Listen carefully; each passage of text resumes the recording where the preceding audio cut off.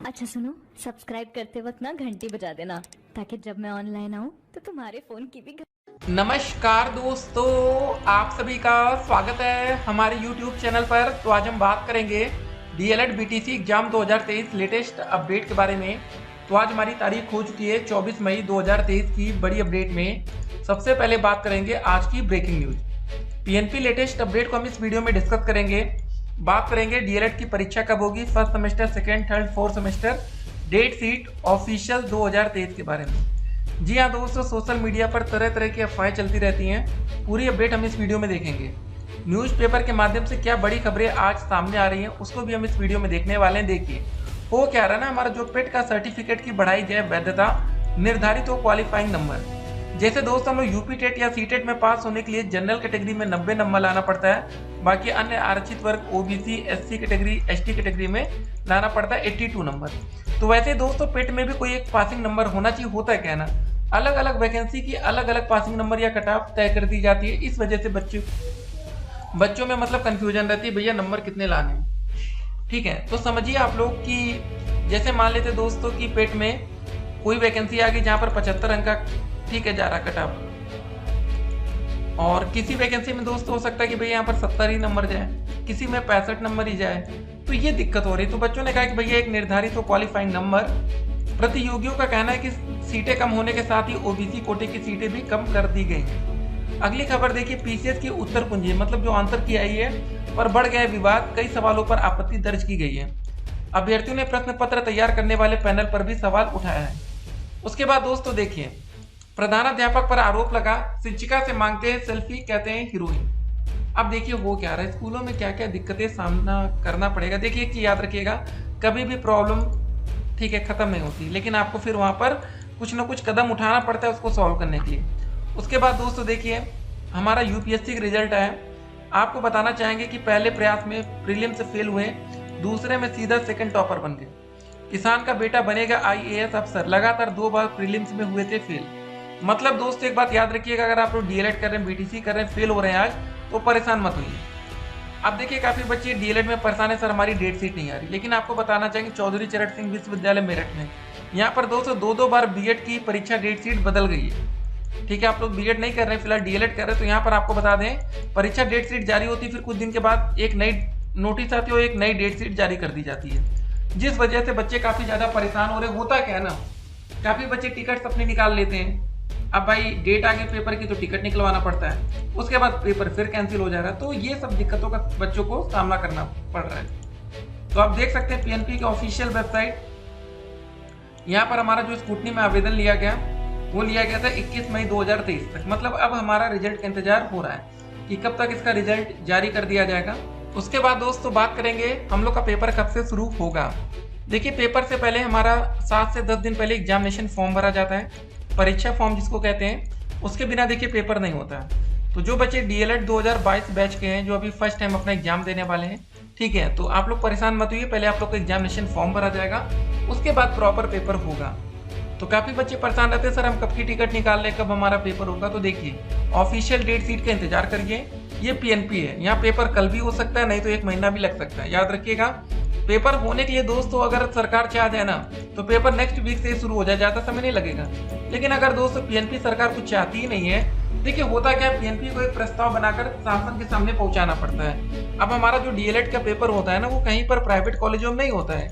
ठीक है, प्रॉपर तरीके से सरकारी कॉलेज में ही हमारा सेंटर जाता है, उसी हिसाब से एग्जाम होता है, इसलिए यहाँ पर थोड़ी दिक्कतें ज्यादा है। स्कूटनी का रिजल्ट दोस्तों उम्मीद करेंगे जून के लास्ट तक या जुलाई में जाएगा रिजल्ट। स्कूटनी का रिजल्ट जल्दी नहीं आएगा, एक बात याद रखिएगा। एग्जामिनेशन फॉर्म कब से भरा जाएगा दोस्तों, उम्मीद तो यही कर रहे हैं कि हम लोग जून में एग्जामिनेशन फॉर्म भरा जा सकता है।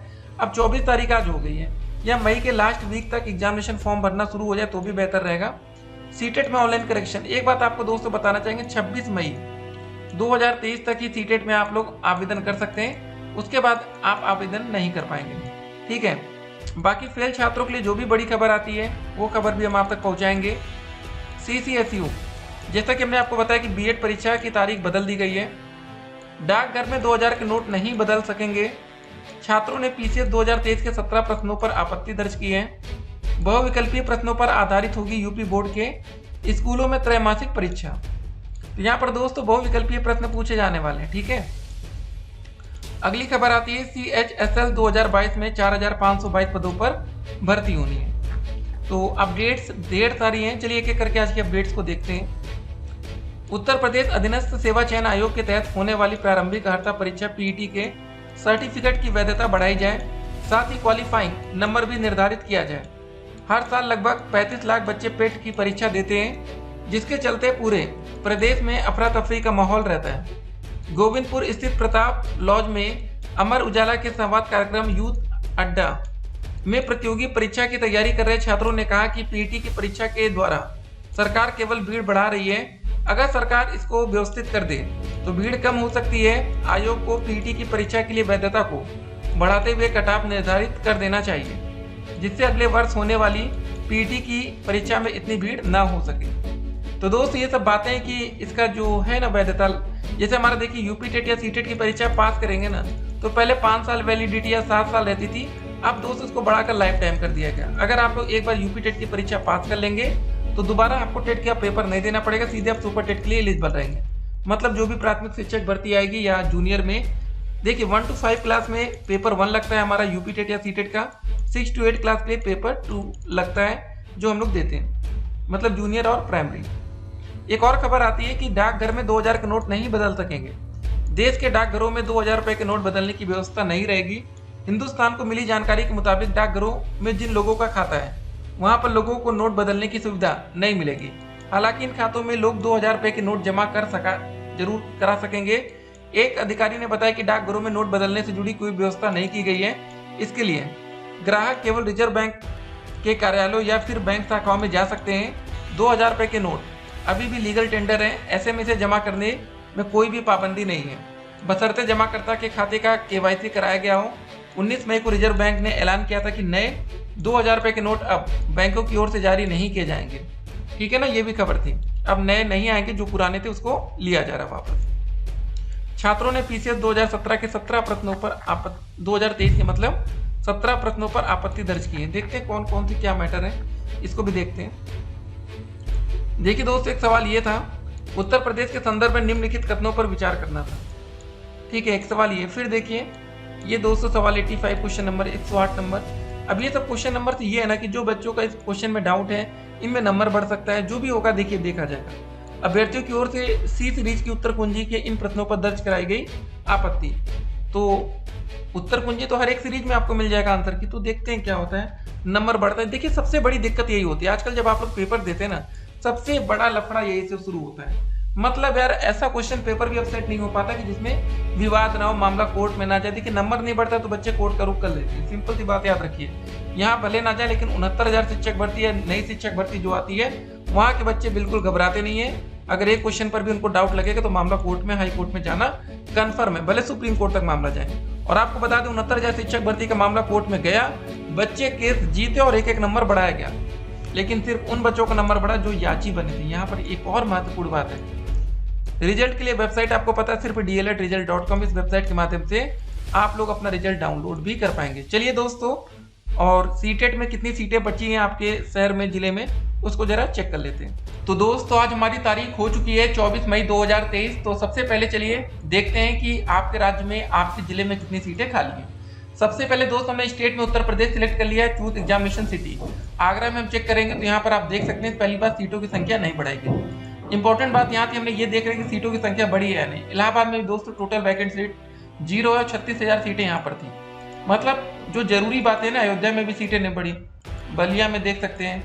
ठीक है, उसके बाद हम बरेली की बात करें, यहाँ पर भी सीटें नहीं बढ़ रही हैं। बस्ती में आप देख सकते हैं कोई सीट नहीं बढ़ती। बिजनौर में दोस्तों आप देख सकते हैं। ठीक है, फिर बात करेंगे गाजियाबाद में 41,551 सीटें भर गई हैं, लेकिन खाली कोई नहीं है। उसके बाद दोस्तों गाजीपुर, यहाँ पर भी सीटें नहीं बची। ठीक है, गोरखपुर की बात करें, यहाँ पर भी 0 सीट वैकेंट है। झांसी की बात करें, यहाँ पर भी कोई सीट नहीं है। कानपुर, यहाँ पर भी 0 सीटें बच रही हैं। देखिए आपको हर एक जिले के पूरा मतलब डेटा आपके सामने रख देते हैं, बाद में आपको कंफ्यूजन ना रहे। लखीमपुर खीरी, यहाँ पर भी कोई सीट नहीं बची है। लखनऊ, यहाँ पर देख सकते हैं टोटल वैकेंट। मतलब देखिए अगर आप सिर्फ पेपर 2 कर देंगे ना तो आपको कुछ सीटें यहाँ पर दिखने लगेंगी। देखिए अभी यहाँ पर मथुरा में भी देख लिया हमने। ठीक है, अब मेरठ की बात कर लें, यहाँ पर देखिए सबसे लास्ट में सीटें फुल होती हैं पेपर 1 के लिए। तो मेरठ भी हो गया हमारा। मुरादाबाद यहाँ सीटें पहले ही भर गई थी, ठीक है। नोएडा या ग्रेटर नोएडा यहाँ पर भी सीटें नहीं बची। सहारनपुर एक भी सीट नहीं खाली। सीतापुर में भी देख सकते हैं सीटें भर गई हैं।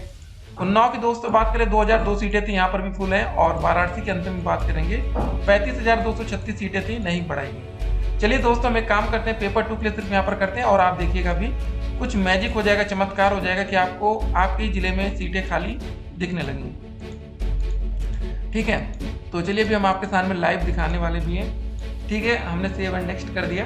अब देखिए हम क्या करते हैं कि जो हमारी एग्जामिनेशन सिटी डिटेल थी इस पर क्लिक करेंगे। अब आएंगे दोस्तों उत्तर प्रदेश में, चूज एग्जामिनेशन सिटी। तो यहाँ पर जैसे हम वाराणसी डालते हैं तो यहाँ पर 562 सीटें खाली हैं। अगर हम यहाँ पर लखनऊ डालेंगे देखिएगा तो यहाँ पर दोस्तों 5,944 सीटें खाली हैं। तो मतलब सिर्फ पेपर 2 के लिए अगर आप आवेदन करना चाहते हैं तो आपको एक मौका अभी बन सकता है। सभी बच्चों के लिए हम बता रहे हैं 26 मई लास्ट डेट है, उसके बाद आवेदन अगर डेट बढ़ गई तो एक अलग बात है, नहीं तो फिर बहुत बार ये होता है कि डेट नहीं बढ़ाई जाती, तो 26 मई के बाद आप आवेदन के पात्र नहीं होंगे, ठीक है। तो देख लीजिएगा। चलिए ऑल द बेस्ट सभी बच्चों को।